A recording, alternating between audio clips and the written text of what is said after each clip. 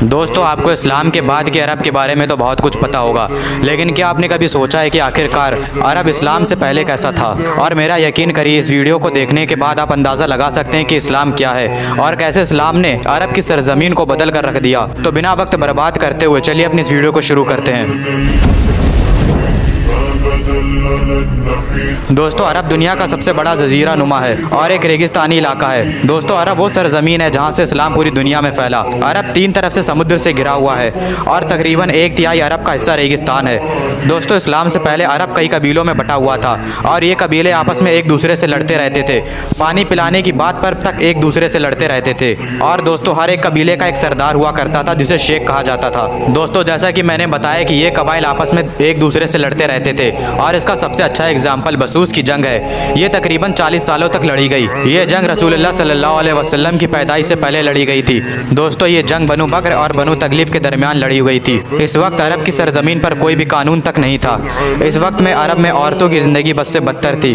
औरतों के पास ना ही उनके पास कोई हक था और ना ही उन्हें कोई इज्जत देता था।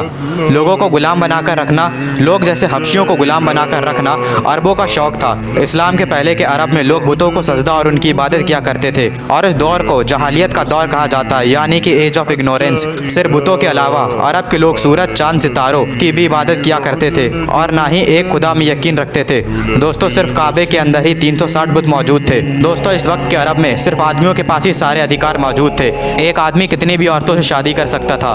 इसको हटाकर इस्लाम ने सिर्फ 4 की इजाज़त दी। शराब का नशा करना अरबियों के बीच आम था। लोगों को गुलाम बनाकर खरीदना और बेचना आम था। दोस्तों, इस वक्त यहूदी अरब की सरजमीन पर सबसे ज़्यादा दौलतमंद वाले लोग थे जिनके पास खूब सारी ज़मीन मौजूद थी। दोस्तों, इस वक्त अरब में आदमी और औरत इस तरह से बेचे जाते थे जैसे जानवर। अगर अरब में कोई शहर इस वक्त मौजूद था तो वो थे मक्का और यथरिब, जो हिजाज में मौजूद थे। और मक्का के ज़्यादातर लोग ताजिर थे। तिजारत की वजह से ये अरबी सीरिया, यमन और इराक भी जाया करते थे और हिंदुस्तान से भी इनके अरबियों के रिश्ते बहुत पहले से थे। इस वक्त के अरब में कोई भी सरकार नहीं थी। सालों तक अरबी ऐसे ही रहे। कोई लॉ एंड ऑर्डर नहीं था। सिर्फ कबीले ही हुआ करते थे जो अपने लोगों की हिफाजत किया करते थे, चाहे उन्होंने कोई क्राइम तक क्यों ना किया हो। तकरीबन 7 तरह के लोग अरब में मौजूद थे। पहले जो बुतों की इबादत किया करते थे और काबे में 360 बुत रखे हुए थे। दूसरे एथिस्ट, जो किसी को भी नहीं मानते थे। तीसरे जिंदिक्स, जो 2 खुदाओं की इबादत किया करते थे। उनका मानना था कि ये दोनों खुदा आपस में एक दूसरे से लड़ रहे हैं। चौथे सबाइंस, जो सितारों की इबादत किया करते थे। यहूदी, जो फ़िलिस्तीन और सीरिया से निकाले जाने के बाद अरब के खैबर, यथरिब और फदक जैसे इलाकों में आकर बस गए थे। ईसाई, जो ईसा अलैहिस्सलाम को खुदा का बेटा मानते थे। और आखिरी मोनोथीस्ट, जो रसूल अल्लाह के ख़ानदान के लोग थे, जैसे कि हज़रत अली, जिनका कबाइल बनु हाशिम था, जो बुतों की इबादत नहीं किया करते थे और हज़रत इब्राहिम के रास्ते पर चला करते थे।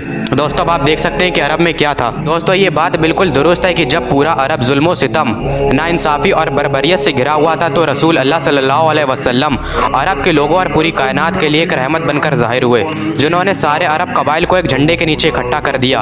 और अरबी, जिनके पास खाने के लिए खाना नहीं था, उन्होंने उस वक्त दुनिया की 2 सबसे बड़ी ताकतवर सल्तनतों को तबाह करके रख दिया।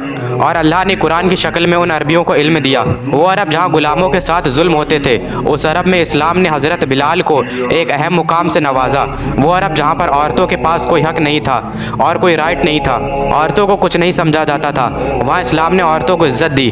और अब आप अंदाज़ा लगा सकते हैं कि इस्लाम क्या है। और आपको लगता है कि जो लोग आज इस्लाम के खिलाफ लड़ रहे हैं वो कभी कामयाब होंगे? बिल्कुल भी नहीं। उम्मीद है कि ये वीडियो आपको पसंद आई होगी और ऐसी मालूमात वीडियोज़ के लिए हमारे चैनल को सब्सक्राइब करें। तब तक के लिए अल्लाह हाफ़िज़।